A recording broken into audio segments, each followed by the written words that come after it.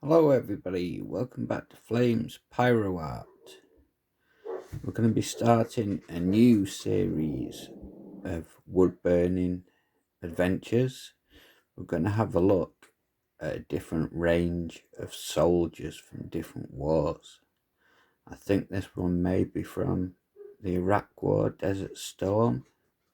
But we're going to do some wood burnings of soldiers from different periods of history in honour of these brave people who would go out and fight for their countries and their freedom for all of us.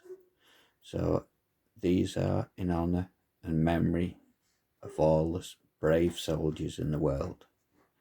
Okay, so there'll be lots of live sessions as we would burn these soldiers, each individual one. I've got a range from different eras, and this is the one we're going to start with. Okay, so it should be a fun adventure, lots of learning in there. We can capture some great depth and detail with this piece. It goes perfectly for a piece of pyrography art, so it should be really good fun. Okay, so I hope to see you in some of the lives. Take care. I'll see you all soon. Have a great day.